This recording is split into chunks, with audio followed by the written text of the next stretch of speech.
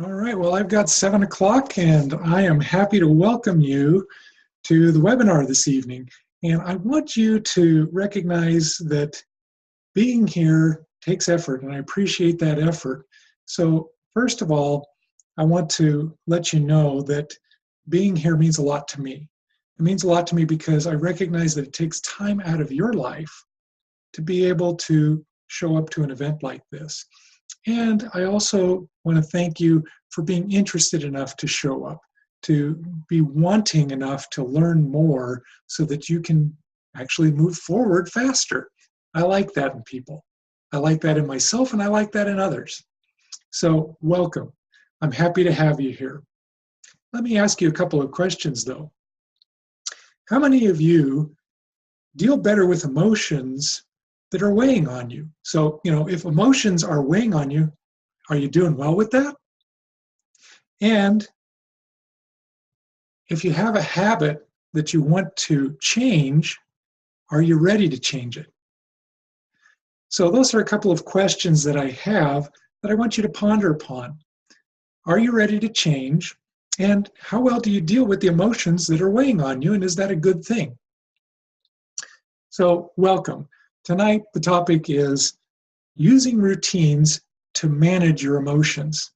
And what I want to talk about specifically is in managing our emotions, we want to be able to manage how they affect us. It's not to control them, because to control something means that we're not allowing it to be itself. But to manage it means that we put it in the proper perspective and in the proper place. So I hope that helps you to understand what it is that I'm going to be speaking about tonight. It's about using routine to actually help you manage those emotions that come up in your life. Because you know what? You might have emotions that you really want. I think most people really do like to be happy. I know I do. To have joy in one's life is a great thing. And sometimes I actually want to be sad. Now, that may sound strange, but at times there are things that happen and I want to express the sadness that I feel. For example, recently, a famous actress passed away. And I felt some sadness, but what I really felt was the sadness for my aunt who knew that actress's mother. And I actually was the one who informed my aunt of the death of the actress. She was certainly sad, and I felt sad because of the pain she was feeling. So it was okay to feel sad. I just needed to be able to manage that emotion in such a way that it helped her. And in doing that, it did help her. So it was a great win for me and for her. Okay, when we talk about routine, though, a lot of times people don't think that that's going to help. But let me give you some perspective of what routine can do for you. So routines can actually help instill into you a specific technique that you're trying to work with to manage an emotion or to manage a thought. So using a routine can help you take that technique you're using and just push it right in so that you're feeling comfortable with what you're trying to accomplish.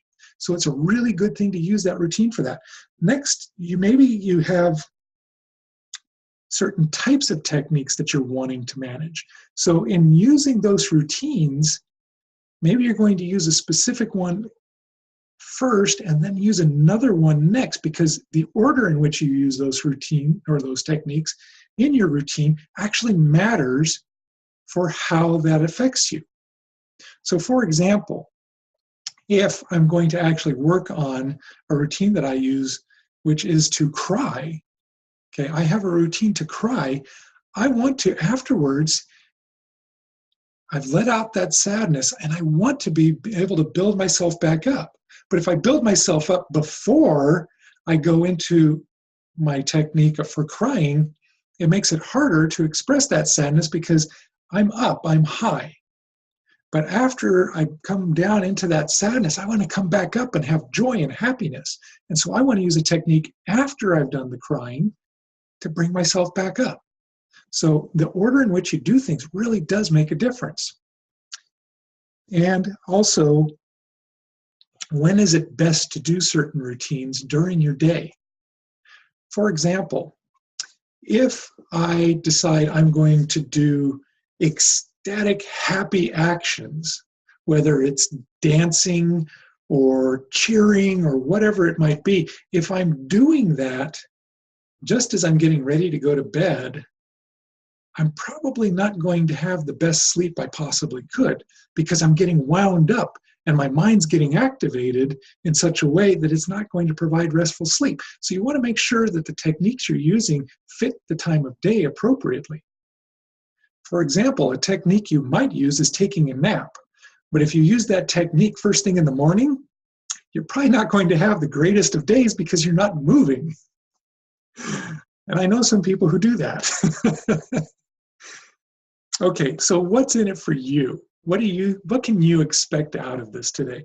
I want you to recognize that some of this might seem a little bit strange to you, that it's not really what you're expecting, but recognize this. This is something that I've been using myself and been very successful in using routines to get these techniques into me to get the results I want. So in doing that, what I found is that sometimes when I've been given a routine to use, it doesn't make a whole lot of sense to me. And when it doesn't make a whole lot of sense, that's okay, because I know that the people teaching it to me know how to use it and that it gets the results that I want. So I trust that it will work. That's okay if it doesn't make a little bit of sense right at the beginning. The other thing is sometimes the principle is just that it needs to be simple enough to understand. So I'm going to make these really simple because simple actually produces better results often. Now, complex can be good, but remember that if you start out simple, then when you get to complex, it makes a whole lot more sense. So we're going to make it so that I can explain it to you, even though it may not make a whole lot of sense. Then I'm going to make sure that it's simple. So even though it may not make sense, it's something simple to do. And then next, you may find that actually implementing it is not the easiest thing to do. So ease of use is up to you. You can make it easy or you can make it hard. And the way in which that happens is based off of your attitude. And I'm going to explain a little bit more of that. So what effect will this have for you? Well, I know that for you, you're going to see some values in the techniques, but also you're going to gain some understanding of how to apply routines to make it actually work for you in your life. That will get you the results you want. And I think you want good results. And the next thing is your emotions are going to become more manageable as you actually utilize these routines. So what do you want for results? Well, here's some things that I've seen happen for me in using routines and some things that I think you can find for yourself too. You can find that you have more confidence. Confidence comes from repetitively finding yourself able to do something. Okay, to say I'm confident that I can go snow skiing when I've never gone snow skiing is not really going to be true, because once I get on those skis, I'm going to realize I don't know what I'm doing.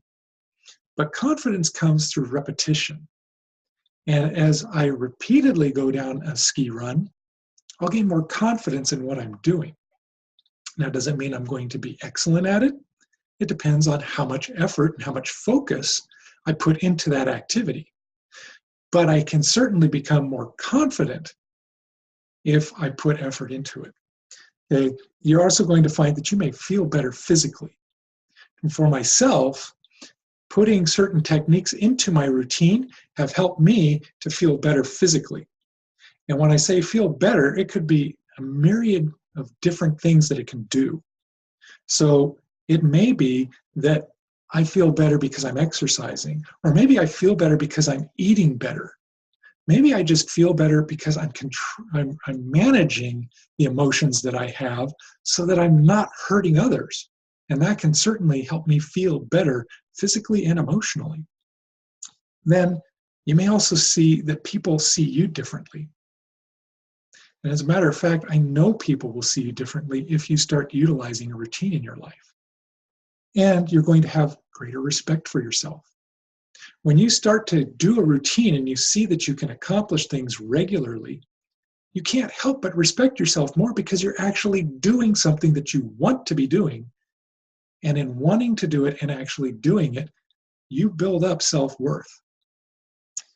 You may also find that your relationship with money improves because doing routines around money can really help you to understand what it is you're accomplishing in life. So I hope that this is going to help you out. So may I share with you some of the results I've had? You see, I started off really crunchy, really crunchy. I did not like people. And the reason was I didn't like myself. And though it's hard to say at times, it really is where I was at. And people say, oh, no, you were nice. You know, and I know where I was at. I know how people responded to me. And it's who I was. And I honor that. I really didn't know better how to handle myself. Sure, I had been taught how to be a better person, but I had pushed it away because I didn't understand what I was being taught. Yeah, I had a part in that, but a lot of my environment helped build who I was. And until I became conscious of what I was doing, it didn't really matter. So I want you to understand, no matter where you're at, you have the ability to change. Because trust me, I was crunchy. My wife will attest to the fact that I was crunchy. And I didn't like myself first. And that's where the problems really came in. Because of course I couldn't get along with anybody else. I couldn't get along with myself. All right, something else that I want to share with you on that aspect is I've been learning over the past year or so how to actually manage my emotions better and how to utilize routines in doing that. And to me, it's just been a fantastic voyage of going from super crunchy to feeling down on myself because I never understood this, to learning to forgive myself, to learning to love myself. So one of the routines that I practiced for quite a while is I would just go look in a mirror and I just say, I love myself. I love myself. I love myself. And I'd always end up in a smile because I couldn't help but when looking in my own eyes, recognize that there was something there worth loving.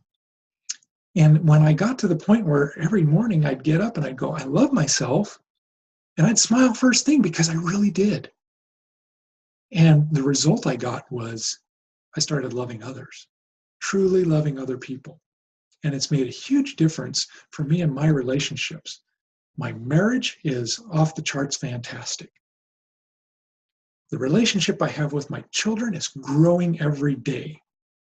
I have teenagers. Now, we don't allow teenagers in our home by rule because a teenager is a post-pubescent adolescent behaving like a child. We instead prefer to have youth in our home who are post-pubescent adolescents who are trying to act like adults. But as we know, anybody in that age range doesn't always successfully act like an adult. Well, guess what? Sometimes a little bit of conflict might come up from things that happen. And you know what? The conflict isn't always the teenager. Sometimes it's me.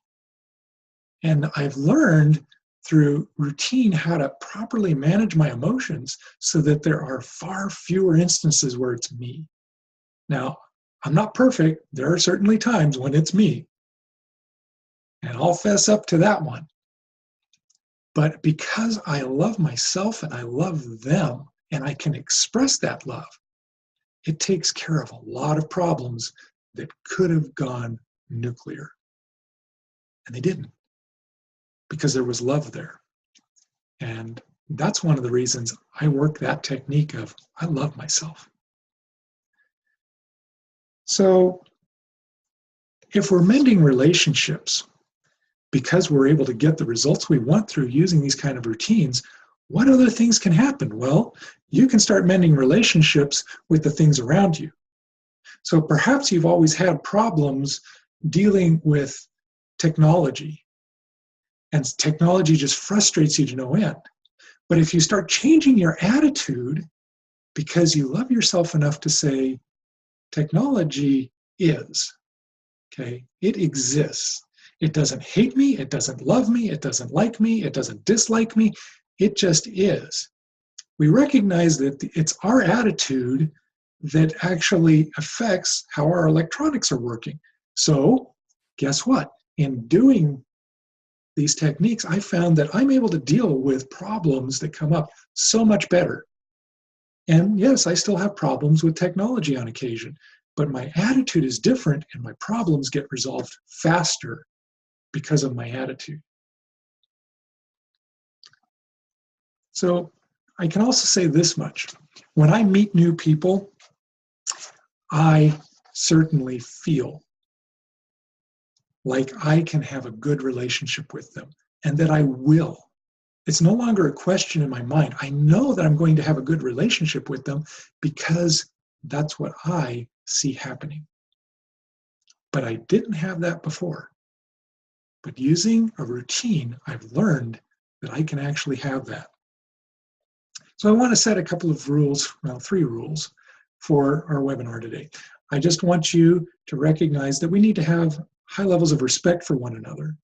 I want you to be present, meaning that you're focused in on what's going on, because when you're present, you're going to be able to get more from the experience. And also, I just ask that you don't interrupt. I'll ask for questions at a certain point, and at that point, I'll be happy to take some questions. But for now, I just want you to recognize that I'm trying to present information, so if you'll just show some respect to me by not interrupting, I'd appreciate that. So how many of you are going to commit to follow these? Okay, thank you. All right, so I'm going to guarantee you, I'm going to give you 100% of myself. I want you to move. I want you to stretch. I want you to feel like when you're done with this webinar, I can really do this. I have the ability to do it. And you know what? I know you do. Because if I had the ability to do it, you do too. Because remember, I was Mr. Crunchy. So when we talk about using routine has some aspects to it that were really tough for me. So I hated to write things down. I never, ever liked to write things down. Now, it's not that I didn't like writing. I could write stories. I could write essays, whatever. I just didn't like writing things down for me to remember them.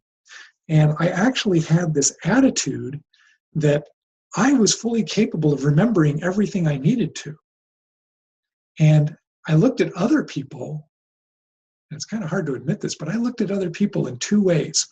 One, either they weren't capable of remembering, and so they were less than me, or 2, they were faking it and going, oh yeah, well, I'm just going to write it down because it's the thing to do. Well, my problem was I lacked self-worth and self-esteem. And so I was projecting onto everybody else the problems I had with keeping track of what I was doing, keeping track of my time, keeping track of the to-dos I had. I wasn't paying any attention. And that was pretty rough. But what I really found that helped me out was last year, I was in a state where I was just like, something has got to change in my life. If something doesn't change, I'm in trouble. And so I went to training to change. And one of the trainings I took required of me that I set a routine. And I was kind of like, okay, I'll do it. I think I can do this, and it was a struggle to get over the hurdle of I have to keep a routine. But I said, I want to. It's like I was thinking this is going to be difficult, but I want to do it. Well, that was fine up to the point when it was said, and you need to track it and you need to report on it. Oh, that started pushing my buttons. I did not want to be tracked. I did not want to be in a position where I had to say I did or I didn't do something. I didn't want to go there. Well, I didn't have much choice. That was part of the requirement. Well, actually I did. I had two choices. I could either do it or I could not do it. And I actually watched other people in the program not do it. And by the end of the program, I noticed something. The majority of the people who did not do it had fallen off on doing the routines. They had fallen off on actually participating in the trainings. Why? Because they weren't getting anything out of the trainings, or at least not getting enough out of the training to keep them engaged because they weren't doing the routines. And in doing the routines, it opened my mind to be able to see more things. Things that I hadn't considered before came to me because I was doing these routines. It changed my thinking, it changed my emotions, and it actually allowed me to do something different. So what I really found interesting about this whole experience was that it's a matter of choice. And when I choose to follow a routine, there are benefits that come not only from the routine, but making the choice to actually do it. So there are two main components here. There's the doing and there's the choosing. And the choosing is really a huge factor in how this happens. So I want to explain to you how this works. So up here, I've got a diagram for you. And what happens is, as we have our thoughts, and so we have our conscious mind, our subconscious mind, and then our emotions. And what we find is in the conscious mind, we can insert anything we want there, but we may have a certain way that we think. And then in the subconscious mind, it's aligned with that. It says, yeah, that's how we think. And our emotions will work with that as well. But then what happens is as we go to make changes, we'll find that as we introduce the new thought, so we have A, right? All the way through, it's thought A. But when we start introducing B, in our conscious mind, we have to actually start balancing it out and saying, no, I want B, not A. But in our subconscious, we're still stuck on A because that's the way we're programmed, and our emotions are still aligned with A. But then we get to the point where consciously we're constantly saying, I want B, which then gets into our subconscious mind, the idea of both A and B, and our subconscious is trying to balance this out. But our emotions are still aligned with A. So at this point, we're really in a state of conflict, and things get a little confusing for us because we're trying to figure out, do I want A or B? And sometimes you don't know. And at that point, often we want to quit. We want to say, I'm not going to do anything more because I can't figure out what I really want. And we say, this is bad. And our feeling, our emotion on it is, this doesn't jive. But if we stick with it past that point, that's where the magic starts to happen. Because now we have thought B fully in our conscious mind and in our subconscious mind. It's saying, this is what I want, this is what I do, and our emotion now is that mixture of A and B where we're going, and you're not quite sure how you feel about it, but the way you're thinking about it is, this is what I want, this is what I do. And then finally we get to the point where all of it aligns up. And that's where we start seeing the results, because emotionally, we are putting out, this is what I want. At this stage, we start seeing some results because emotionally, we're asking for both. But at this stage, we want B. And wanting that puts out our energy to actually get it, and our results really start coming in at that point. But we have to work it all the way through. The next step is, what's idea C that we want to bring up? What's next? What's the next thing that's going to move us further forward? And as we figure that out, it becomes important to us to actually recognize B is not the end point. And perhaps back here, when you start introducing B, you might start considering C as well. Because the more you start bringing that into your thinking, the faster you're going to get to point C, even though you're still just trying to get point B working for you. So let me demonstrate this to you. I want you to do something with me so that you can figure out how this actually works.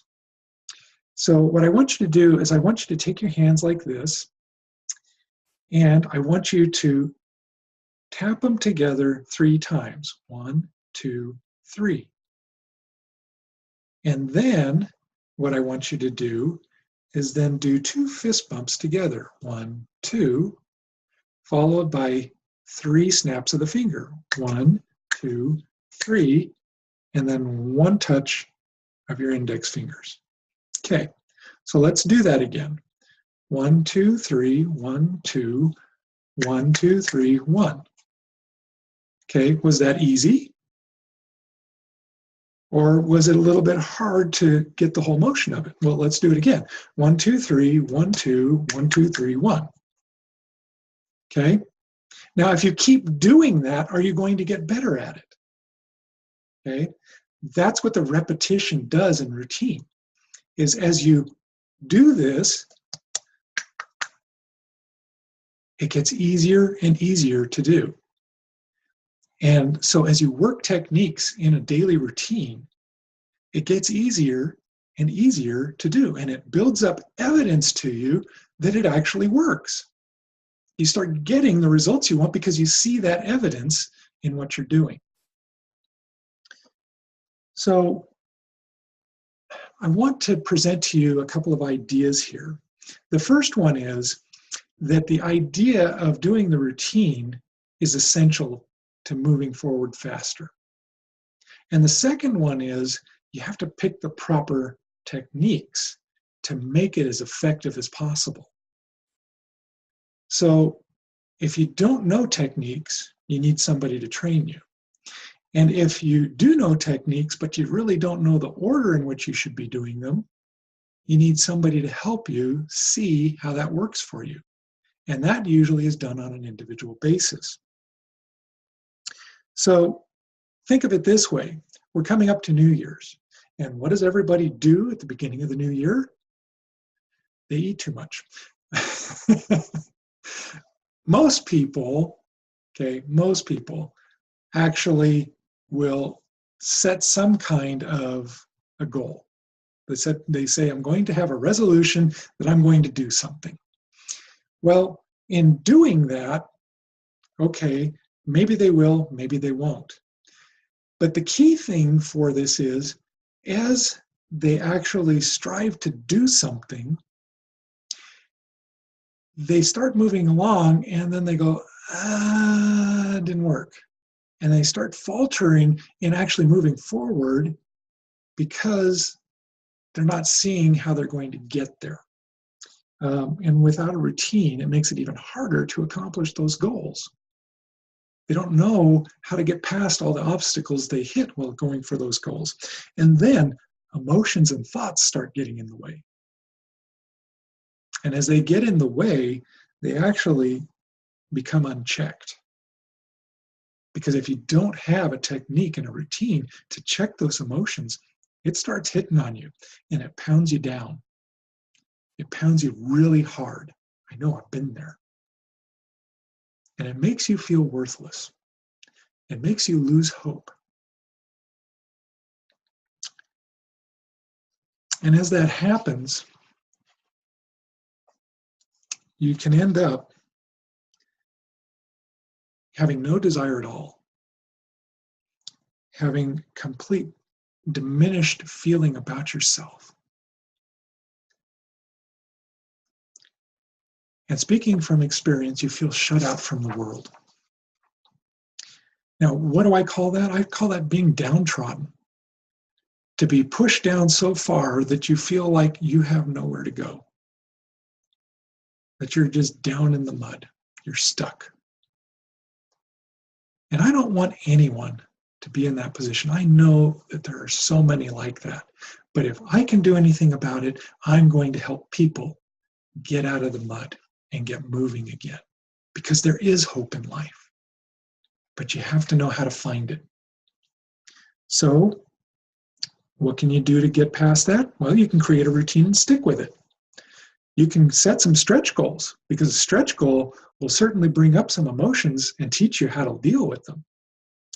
And you can reach out to others to help them. So, what is the solution to the problem? Well, it's finding yourself a mentor. Now, why do I say that? Because personal mentors have helped me to get through the emotional and the mental blocks that I've had that have held me back. And I've seen great success through having my own mentors. Why? Because I decided to change. And in deciding that, that makes life great. So I have mentoring packages available. And many of the mentoring packages that I offer, you can find for a similar price of about $1,500. And that's a lot of money. But I right now offer a package of 5 appointments for 45 minutes. It's done through Zoom technology like we're using now, and I charge $227. $227 for 5 mentoring appointments. And if you're interested in that, I'd love for you to contact me. You can do that through my website, livingtreeconnections.com. Go to the Contact Us page and you can contact us there. The other thing that you can do is, if you want, you can contact me tonight on that page. And what I'd like for you to do is share one of your ahas from the meeting tonight. And I want you to also say, I'm in. Okay? And what I'm offering is, I'm offering a 3 mentoring package or 3 appointment mentoring package of 45 minutes to someone who says, I'm in.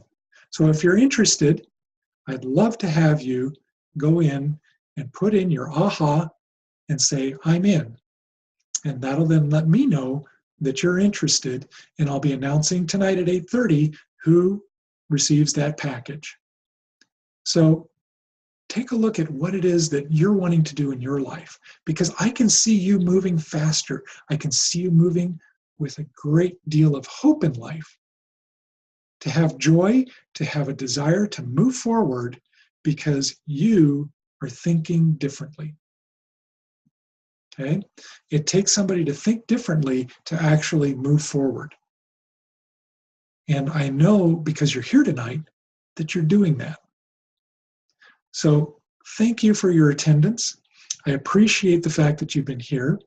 And I just want to open it up. Are there any questions that you have about how to utilize a routine?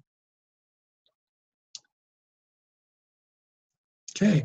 Well, I appreciate the fact that you've been here, that you've been attentive. I really do love that you want to move forward. And again, thank you. Give yourselves a big round of applause, because you made the effort to be here. And thank you very much. Have a great evening.